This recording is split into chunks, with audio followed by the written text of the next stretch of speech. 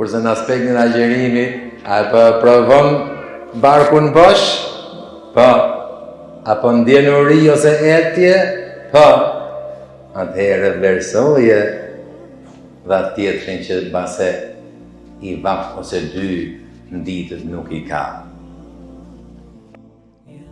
Thoti dashmi Zotit alayhi salatu wassalam, nëse njeriu nuk është prej këtyre që e frenon veten dhe epshin, kush nuk e frenon egon dhe veten e tij, epshin e tij nga gjitha gjonat e vështira dhe të shëmtuta që nuk i shkojnë për hir dhe për shtat një agjëruesi dhe një besimtari në ditën e Ramazanit, cili është përfundimi, s'ka nevojë Allahu Gjelle Gjelaluhu për atë njeri që ta krijojë veten e tij për të ngrërjes së tij. Prandaj agjerimi është vërtet një shkollë dhe një mësim që ja Rabi Moti Allah Gjelle Gjelalu na bë prej atyre fatlumve që vërtet e nxajmë këtë shkollë dhe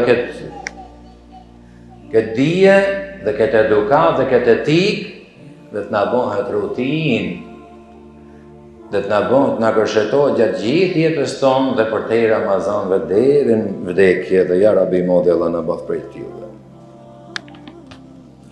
Gjithashtu agjerimi na mëson që duhet me qenë prej atyre njerëzve që të na dhimbsen shtresat dhe kategoritë njerëzore, vebektit, skamorët, jetimët, njerëzit me aftësit kufizume, njerëzit me nevojë. Pse? Kanë pas thonë moçmit, gule thikën në veten tonë, a do të dhomja ja? Pa dyshim që do të dhomi. Shqisoj dhe me jenë gula ti tjetrit, do t'i dhomi. Kurse në aspektin e agjerimit, a provon barkun bosh? Po. Apo ndjen uri ose etje? Po.